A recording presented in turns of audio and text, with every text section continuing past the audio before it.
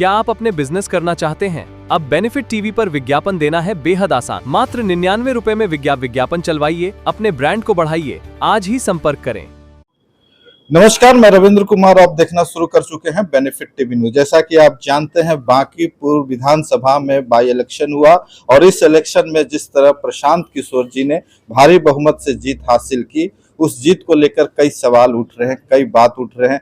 हर party अपने अपने हिसाब से मंथन कर रही है, अपने अपने हिसाब से काम कर रही है। ऐसे में हमारे साथ बातचीत करने के लिए इश्तियाक अहमद रास्तिक, जो स्वर्ण दलित मुस्लिम मोर्चा के संयोजक हैं, उनसे हम बातचीत करेंगे कि आखिर बांकीपुर विधानसभा में लगातार इस तरह का परिवर्तन क्यों हो पाया। क्या कुछ वजह है ये 6-7 महीना में कि लोग एकाएक नाराज हो गए रूलर पार्टी से? क्या वजह है? इन तमाम मुद्दों पे हम चर्चा करेंगे इश्तियाक अहमद जी से। तो सर, आपका बहुत बहुत स्वागत है। सर, बहुत बहुत शुक्रिया आपका। पहला सवाल सर, कि जिस तरह से प्रशांत किशोर जीते, उसमें आपकी क्या राय है?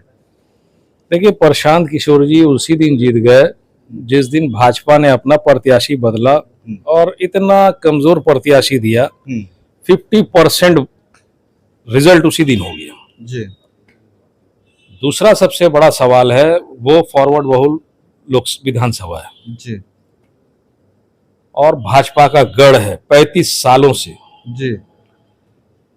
तो आप ये समझ लीजिए कि जब तक फॉरवर्ड वोट नहीं टूटता, भाजपा प्रशांत जी नहीं जीतते, क्योंकि ये राजद का गढ़ नहीं रहा जी। भूमियार राजपूत ब्राह्मण ये एक प्लेटफॉर्म पे आ गए यूजीसी के मैटर पे। अच्छा।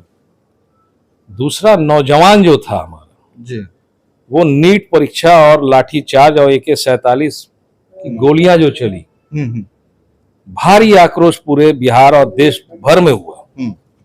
भाजपा के प्रति नफरत ये अब चलने लगा जी। भाजपा को अब समझ लीजिए लालू यादव से लड़ाई लड़ने वाला भूमियार कम्युनिटी था।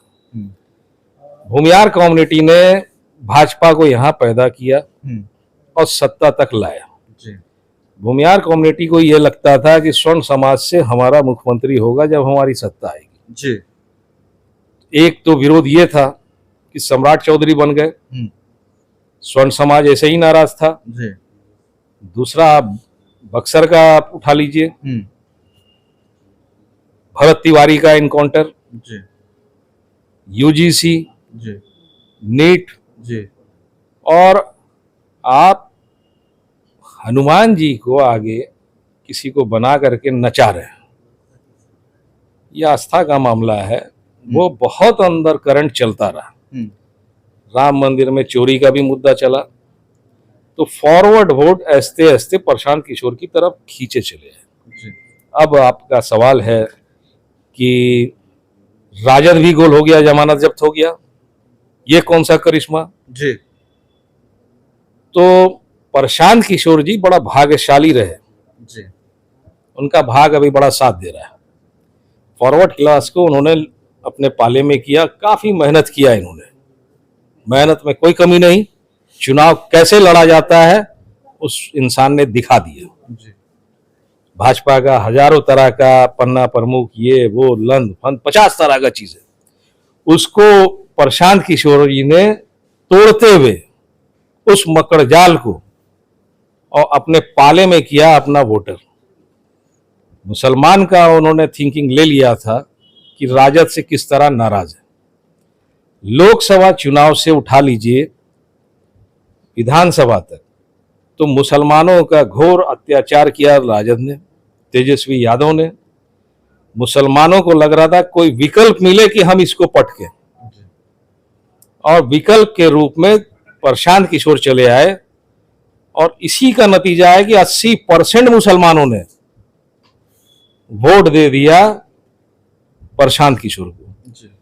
पटना शहर का एरिया है, अगल बगल जो भी है हिंदू मुस्लिम सिख ईसाई सब सटके रहते हैं। जी। जी। यादव भाइयों को लगा कि जब मुसलमान भी जा रहा है, राजद जीत नहीं सकता है, और सम्राट चौधरी के सरकार जब से आई है जी, तो मुसलमान के साथ साथ यादव की सोच हुई कि यादव का इनकाउंटर जिस तरह का हुआ जी, सम्राट चौधरी के रीजन में, और बंटी यादव का जो पटना स्टेशन से अपहरण करके उसकी हत्या कर दी गई। जी।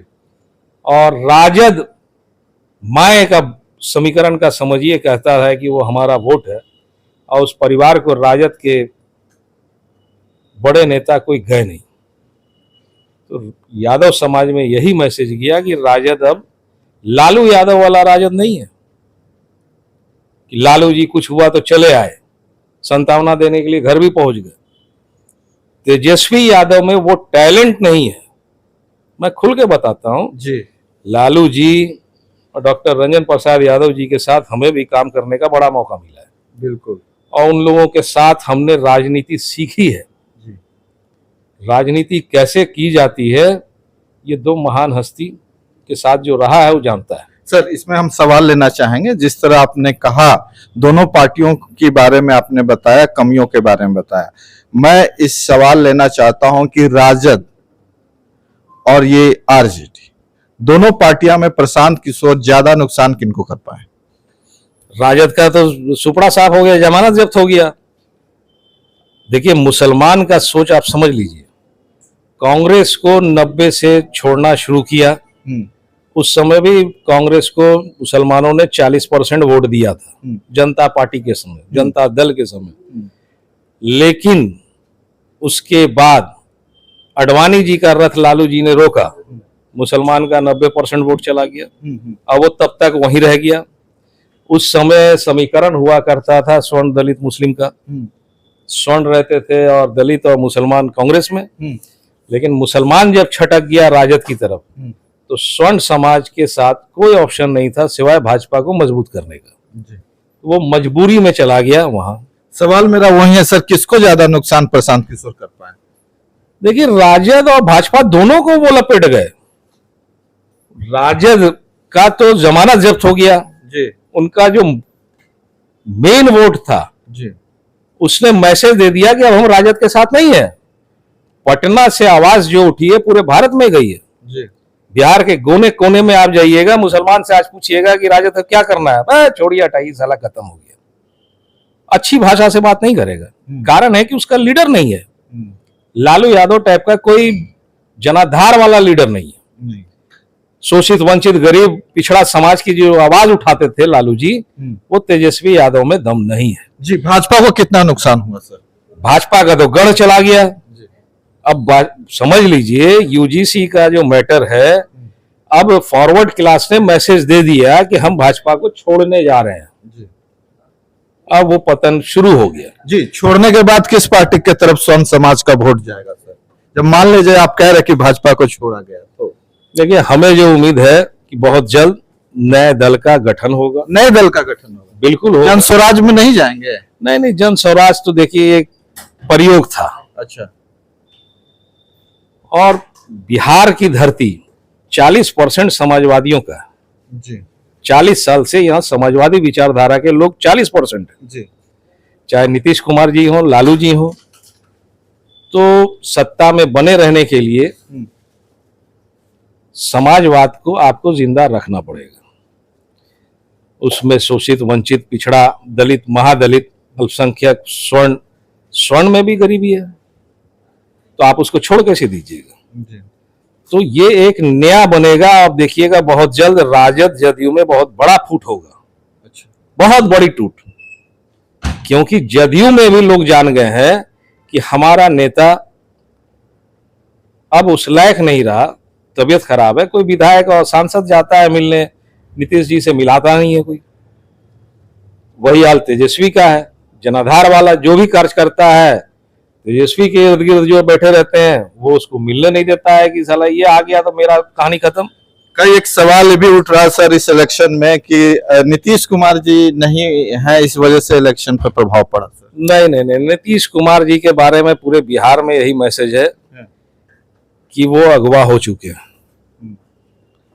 2 आदमी के चक्कर में जदयू पूरी बर्बाद हो चुकी है। और अभी के माहौल में जो सत्ता चल रहा है, जो भी मंत्री है, वो चारों हाथ पैर से लूटने का काम कर रहा और कुछ नहीं। चलिए, बहुत बहुत धन्यवाद हमसे बातचीत करने के लिए।